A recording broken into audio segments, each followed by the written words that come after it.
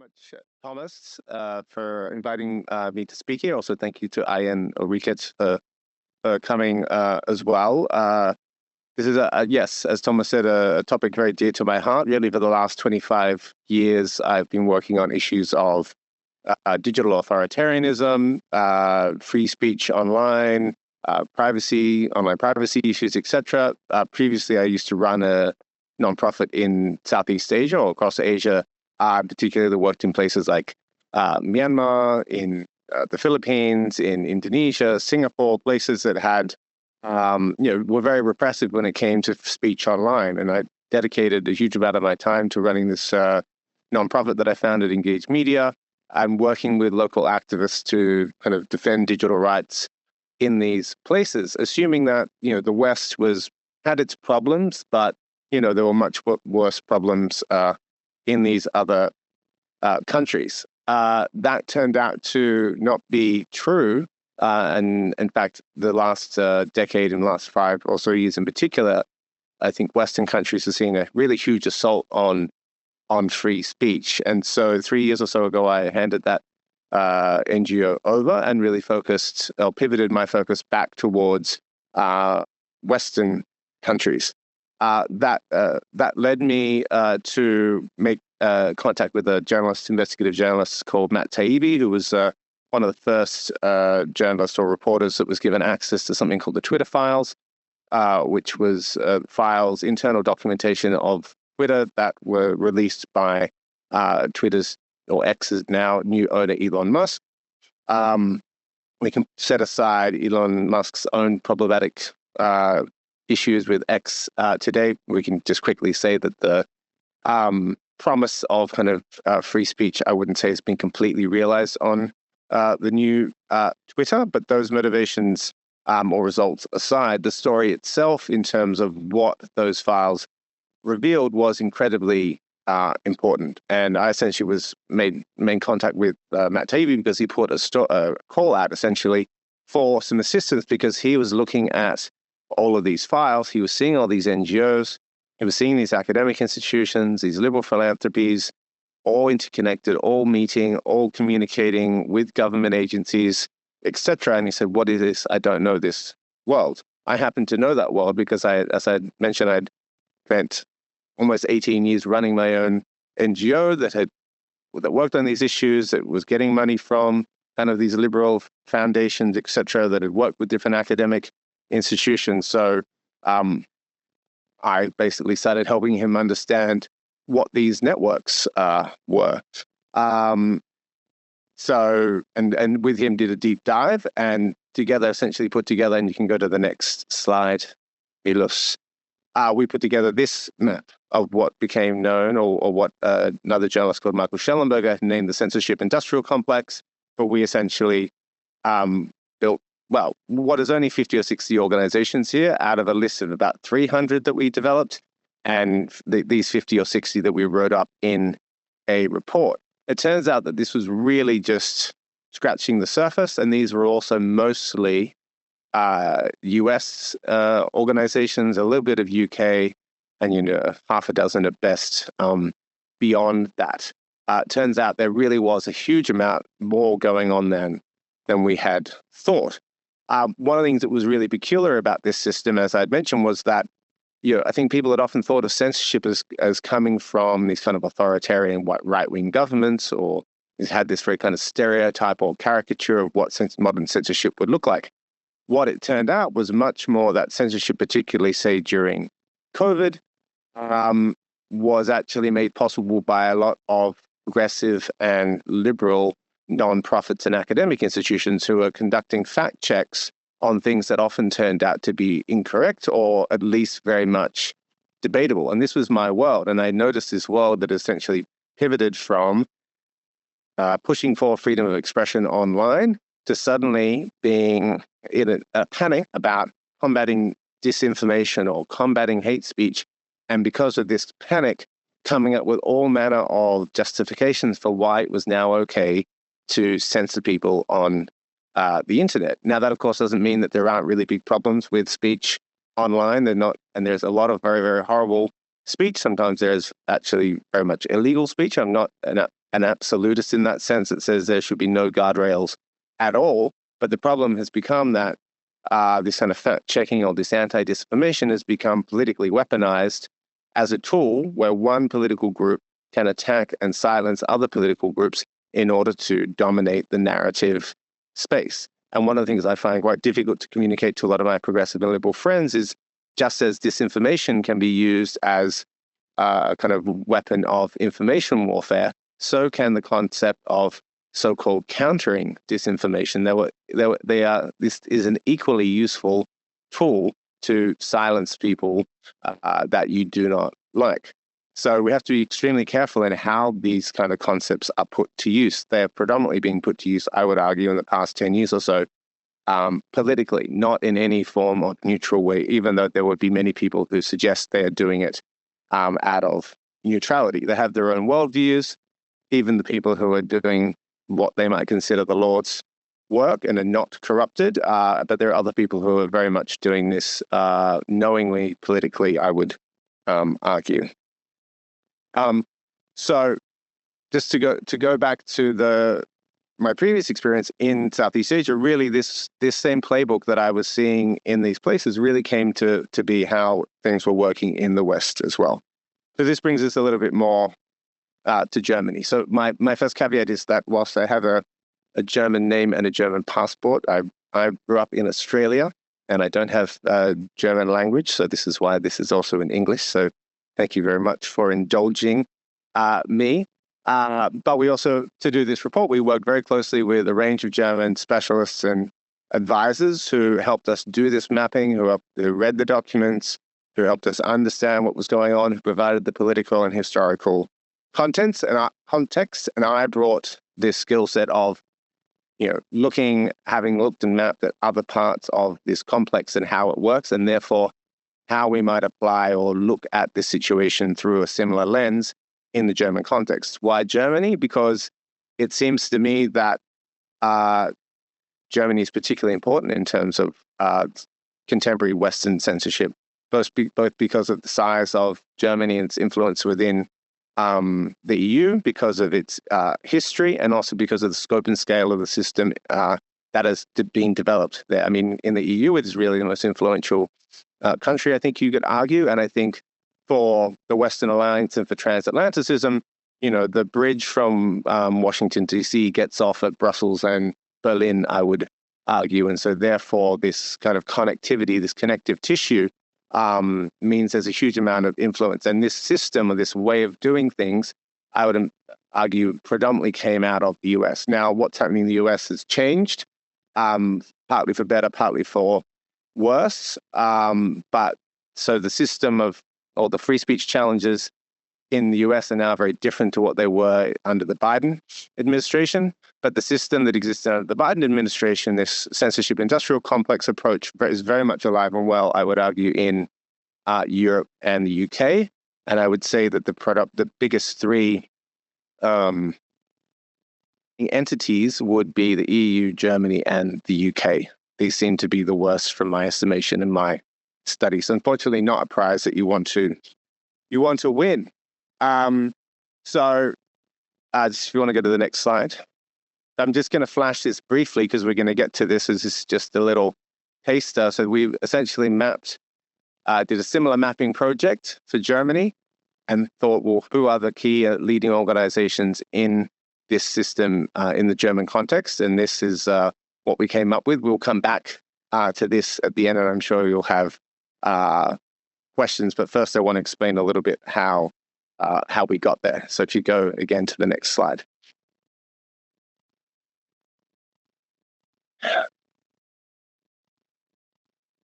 All right.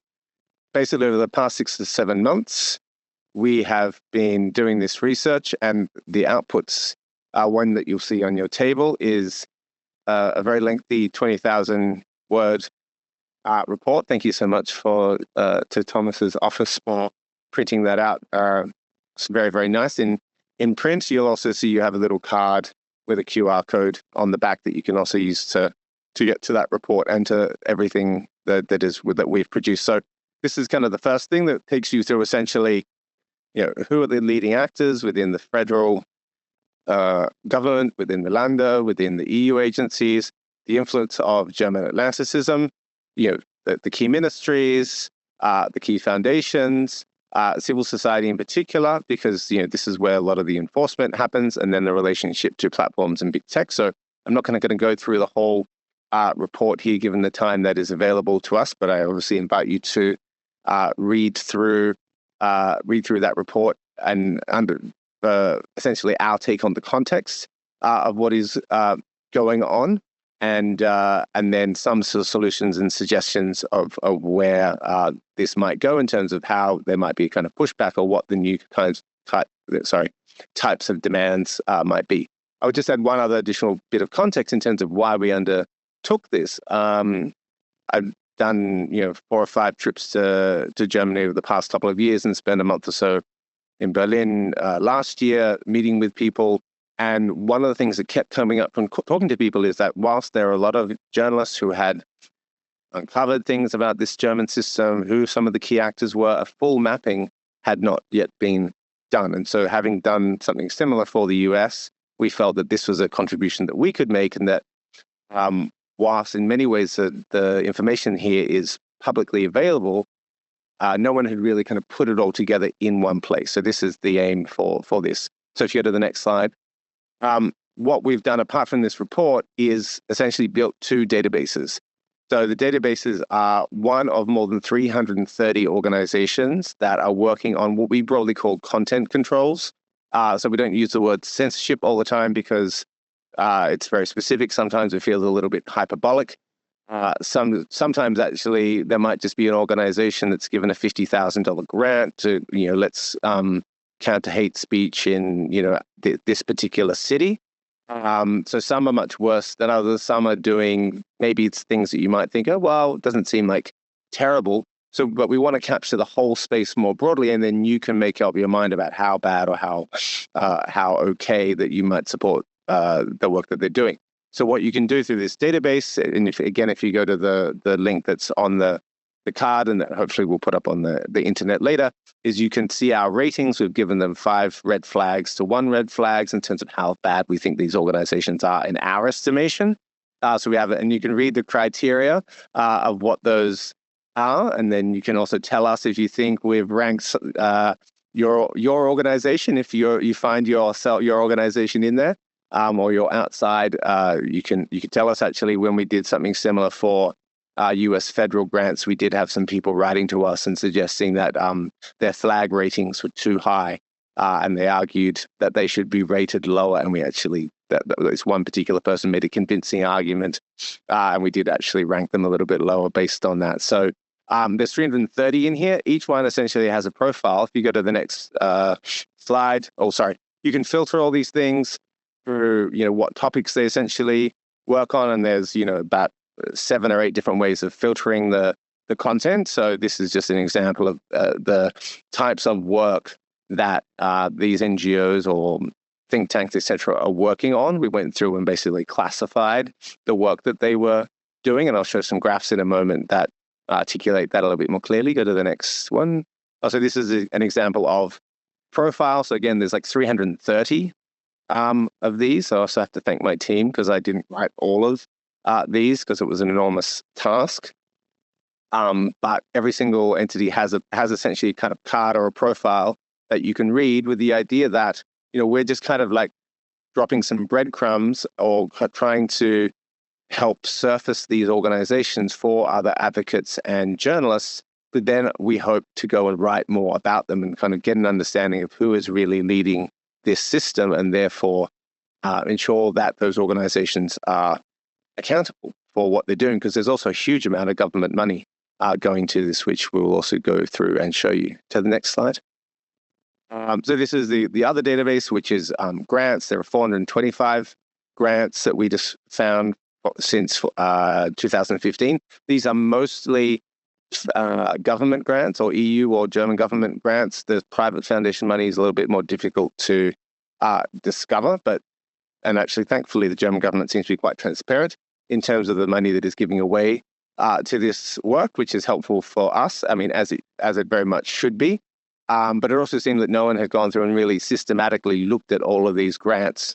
And it is quite a lot of work. I mean, this was probably 3 full-time people for 6 or 7 months to do all this work. So going through, hundreds and hundreds of websites, et cetera, to pull all of this out. So again, the idea is that it's a base for other people to then, a resource for other people to go and use to investigate much more deeply. If you go to the next slide. But here's some of the results that we found. So again, most of the funding that we're looking at here is federal funding and some EU funding. Private funding, again, was harder to discover, so it's probably underrepresented. In fact, and I think it's interesting just to see the origins, and I think the kind of amount of money per year tells a little bit of a story. I think, the kind of 2021 big increase is interesting. You're coming a little bit after COVID. 2016, things really start to kick off. I think in our kind of hypothesis, really kind of Trump and Brexit kind of key catalytic events globally. And this is obviously, it's Germany, but our understanding or our view of this is that this is very much kind of global or a Western system that is very, very much interconnected. All the people that are meeting, they're doing the meetings in Berlin, then they're doing them in New York, then they're doing them in Barcelona, then they're doing them in San Francisco, et cetera. So it's kind of a global network of people. And so they obviously respond differently to different contexts, but they essentially have generated this kind of mass panic around disinformation and hate speech online together, I would say, like very, very much across borders. So you can go to the next slide. This is just the federal money, including the EU money and the federal government money. Again, you notice a similar pattern where there's a very, very sharp increase after 2020. There does seem to be a kind of plateauing, although this does go to 2025, and so not all the data is in there yet, so you wouldn't see quite as much. You'll actually see the German federal money has gone up in 2025, even though that year has ended. So that mountain is perhaps peaked, but it's certainly not coming down sharply as yet. So I think one of the really interesting phenomena is, in the US, this kind of censorship sparked a huge backlash. It was very, very unpopular. I would argue it was part of the reason that Trump even got in. I mean, there was kind of the cause celeb of Elon Musk, who obviously became a kind of deputy presidential campaigner. Again, whatever you think of that aside, it was a huge, huge issue for Americans in the previous election. People don't like being censored. In some ways, I don't actually understand why the European Union, why the German government, why the British government essentially playing the same tactics, because even from a do you want to win perspective, it seems like a losing battle to try and control the entire internet. Maybe they have another strategy or another plan or another set of objectives that I'm not privy to. But on the basic level of, is this going to actually help you combat your political adversaries? Actually, no, it seems to increase polarization rather than to decrease it. Next slide. This is a graph that shows when different organizations started doing this kind of anti-disinformation and anti-hate speech work. Of course, there was social media since, 2007, 8, 9, Facebook, etc. So there wasn't anything, I would say, tangible about the technology that changed in, say, 2016 or 2017. I think what there was a political change that set everyone into a panic about people getting the so-called wrong information as an excuse for why they were voting in ways that the establishment didn't want them to vote. I think that's actually what's happening. And essentially, the one of the main takeaways that I'm trying to get across to people is that this is a political program. This is not a program that is genuinely seeking to combat wrong information on the internet. Next slide. Funding this again, this is skewed towards the government money because we don't have as much money. Much information about the non-government funding, the private funding. So your Ministry of Education seems to be extremely busy. Democracy Leben really does seem to be funding an enormous amount of this, particularly of the 425 grants. I believe they account for actually more than 180 of them. So the amount is slightly less, but the individual grants really are more than a third of what we were able to document. So, when people say to me, like, who seems to be if you had to point to one entity or program, it seems to me the Democracy Leben is amongst or potentially the most influential one. So European Union is obviously funding more than this across the bloc, but this is the money that we were able to find just for Germany. In some ways, people might say, well, these aren't huge amounts. They're not billions. They're not hundreds of millions, but it's very cumulative. These are just the top ones. And, NGOs actually aren't necessarily that expensive. You can, run one for 3 or 4 or 500,000 euros and have quite a number of people still working for you. So it really does account for hundreds and if not thousands of people working on these issues across Germany. Next. These are the top recipients. Motra is a academic program that actually works quite closely with police. So it's very interesting to kind of read the profile that we wrote around them and whether or not some boundaries are being broken in terms of what academics should be doing. Should they be collaborating quite so closely with authorities, or should they be a check on power? Should they be analyzing rather than being kind of advocates around this? So among here, people will likely recognize, but huge amounts of the budgets essentially for this are coming from the government, and that one of the other arguments would be that these are not independent civil society organizations. These essentially become proxies of the government. One of the big differences between the US and Germany is that in the US, because of the First Amendment, they kind of had to kind of hide a little bit, how much the government was funding academic institutions and NGOs to be doing this kind of work. In Germany, I don't think any such hiding needs to be done, partly because you don't have, very few countries have a First Amendment, but also I imagine culturally, some people think this is a very, very good idea. I actually think, whereas I think this is a very dangerous idea, when civil society, which should be a check on power, essentially starts working in partnership with power. Next. So, sorry, I missed. This is particularly the grants from Democracy Leben and who they are funding. Again, all of this is in the report, and there's a whole number of different information graphics in our website as well. Again, we're kind of dropping seeds or crumbs and pointers towards who are those influential organizations, and then with the hope that journalists and advocates are going to try and understand more about what these organizations are doing. Certainly, there are people who have written about these organizations in the past, or at least some of them. But I think there certainly hasn't been enough scrutiny of what this work is all about and what content they are pulling down. The next.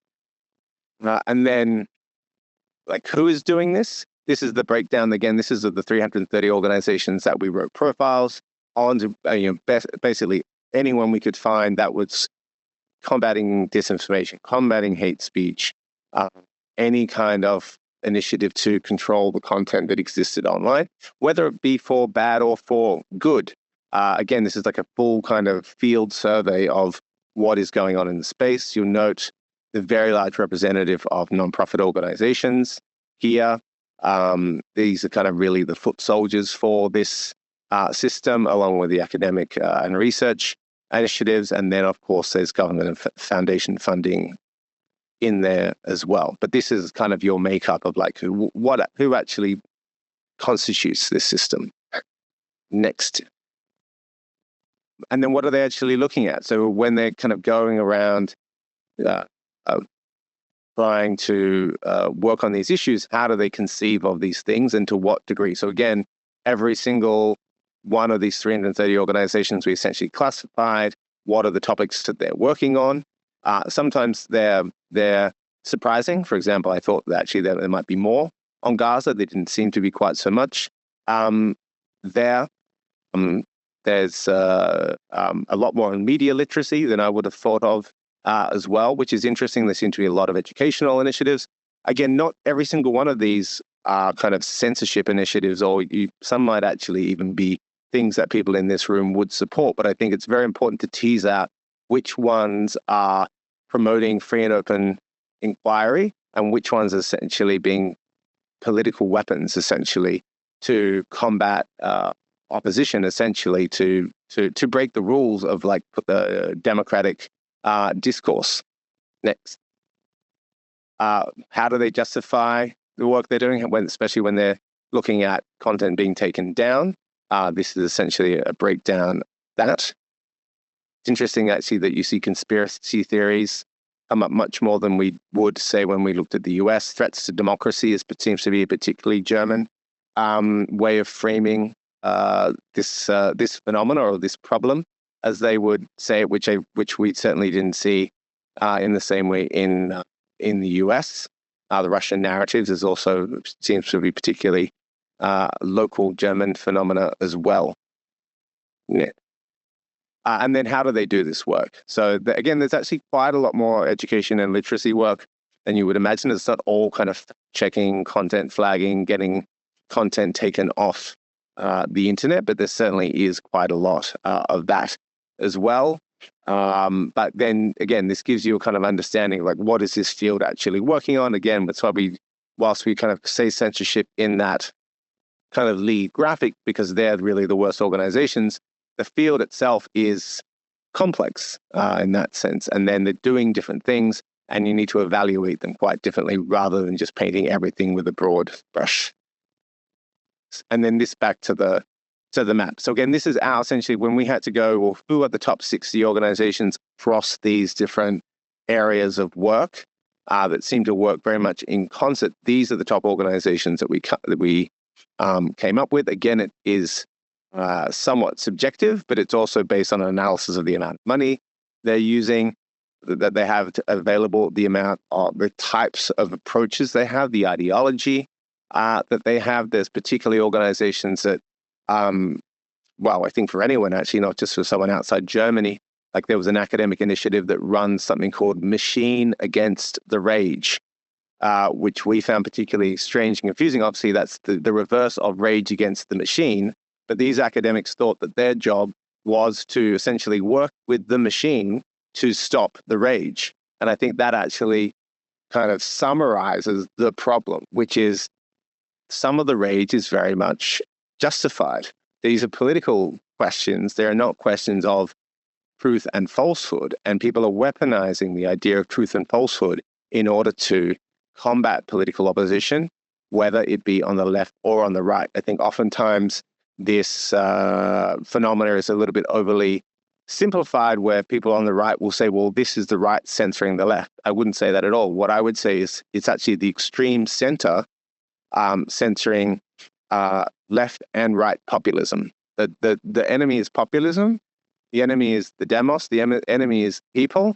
And it's the extreme center, or the kind of old or fading establishment, that is terrified and in a panic. And instead of confronting the real political and material issues of the day, the tactic seems to be to suppress those voices that are generating criticism and heightening the crisis that they find themselves in. The way through, to my mind, is not censorship and suppression. The way through is kind of a hard look at the real political context, the real political challenges, the real desires expressed by the people, ugly or beautiful. It's always in some part both. But censorship is not the answer to essentially confronting the political crises of the day. And we hope that essentially this mapping, these resources, will be a tool for people who are trying to bring that conversation to the light and to find those solutions and find that way through to whatever this next political epoch is, that you will find in this resource to make that possible. Thank you.